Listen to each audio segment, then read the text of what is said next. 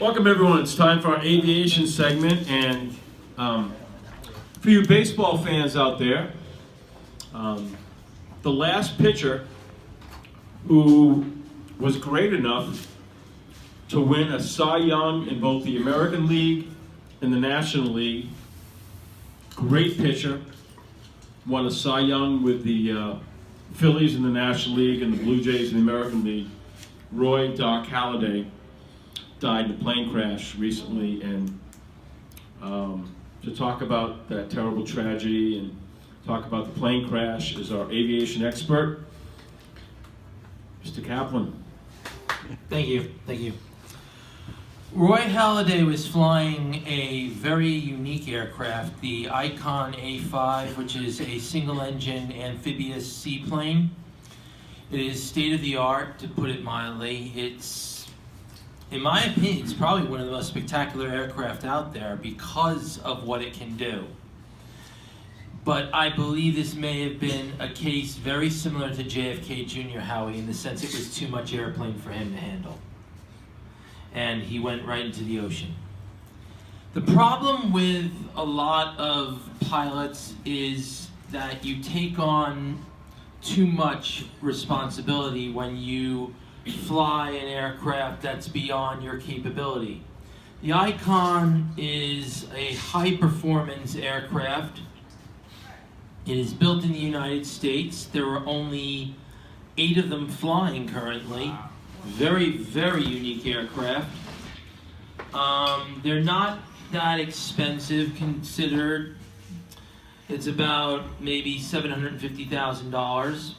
So they're not that expensive, but it's a good airplane if you fly in areas like Long Island where you have water and you don't want to fly into an airport. You can fly right into the ocean, land on the ocean, and so forth.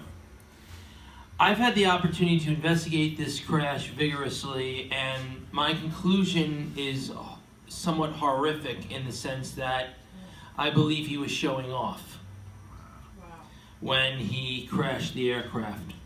And the reason why I believe this is because of witness testimony saying that they saw him flying low altitudes, which you don't do unless you are landing.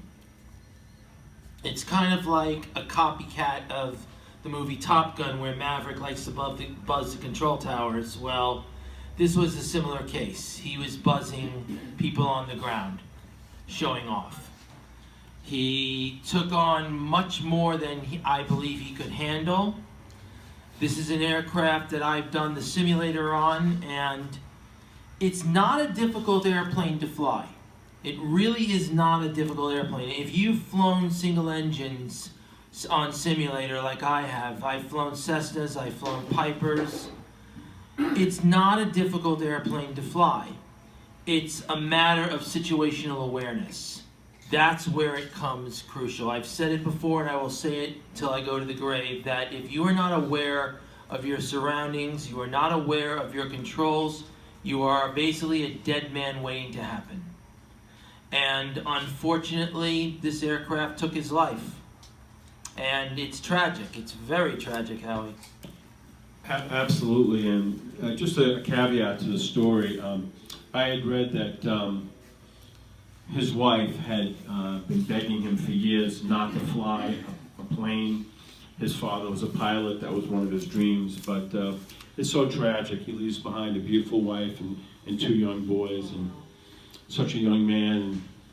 You know, from all indications he was a great teammate and a great guy, but to lose his life so young, and it does remind me a lot of JFK, of an inexperienced pilot, you know, especially landing a plane in the ocean. But Rich, there's another thing I'd like you to talk about. We almost had a horrific tragedy in the NBA. Several weeks ago, the Oklahoma Thunder, now with Carmelo Anthony, had to make an emergency landing because a bird got into the aircraft and almost caused a horrific crash. Rich, let's talk about this and how common it is that birds can get into planes and wreak all kinds of havoc.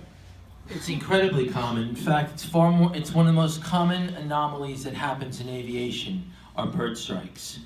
We happen to live in an area where right off the coast of Long Beach is John F. Kennedy International Airport, which is considered the gateway to the Northeast.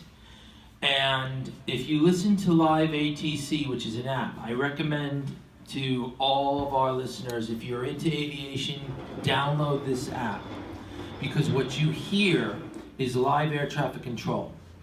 You hear the control tower telling them everything going on. You hear the pilots. What you also hear is flocks of birds all the time. Off the coast of JFK is a bird sanctuary. You have the Gateway International Recreational Site.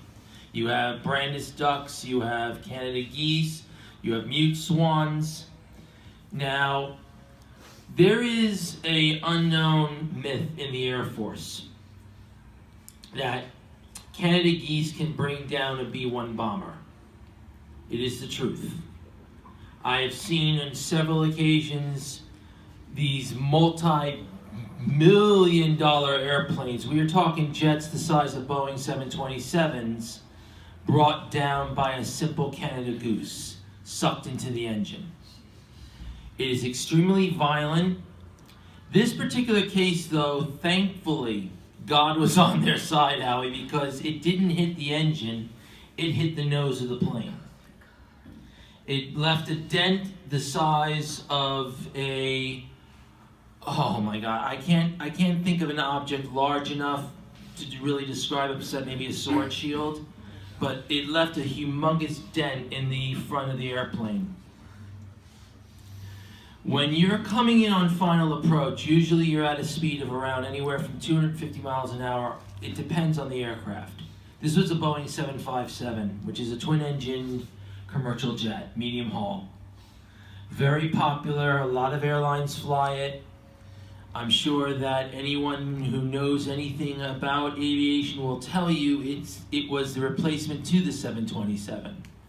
It's a beautiful machine, but it's also a very dangerous one in the fact that when a bird strikes it, you can lose control. I've seen on numerous occasions on video bird strikes and how violent it affects the jet engines. It's all about the flow of air being sucked in and released from the rear. Anything that disrupts that flow causes the aircraft to lose pitch, lose altitude, and lose control. In this particular case, what's so miraculous is the fact that this bird did not hit the engines, but rather hit the front of the plane, missing the windshield by maybe a couple of feet. And when a bird hits a jet, it can hit with the velocity of the equivalent of an impact at about 500 to 1,000 miles an hour. It is very, very quick. It is extremely violent and extremely unexpected because the pilots are committed to the landing, Howie. They're committed to bringing that aircraft into land. And miraculously, they brought it in safely. They're trained. Most of our pilots are ex-Air Force officers, which is why you don't see very many tragedies. A lot of the pilots are military. And because of their military training, they know exactly what they're doing. They know the minute something goes down, situational awareness comes up. Okay, I gotta bring this aircraft in, pan, emergency, get fire rescue on, do what they need to do. This was a miraculous case, Howie, and I've looked at it from every angle. I looked at the damage to the plane, and I just couldn't believe what I was looking at. I mean, this is a very durable airplane. If you've ever seen a 757, I would have brought the model in, but I don't know why. I should have brought the model in. I should have. Okay. But the nose of the plane, basically, this is the nose of the jet, crumpled in the middle from the impact. So my guess was this was either a Canada goose or something larger than a goose, possibly an eagle maybe. But in any case, these birds, the way you control these bird strikes is fascinating, and that is you use peregrine falcons. Falcons can, in a dive, reach speeds of 250 miles an hour. And they can chase away any flock of geese. They use them at JFK. I've seen tremendous results from it. My plea, if anyone in office is watching this, any senator, especially Chuck Schumer, because I met Chuck and he's a very reasonable individual and he strikes me as a very logical individual. What we need is to increase the funding for training for pilots to deal with these kinds of situations. Because I think what we saw is an example of how our military is addressing the issue, and as a result, the civilians are not being as adversely affected as they could be. So I credit the training, I credit these pilots, and I credit Delta Airlines because they did a hell of a job. Okay, great job, Rich Kaplan on Aviation Report.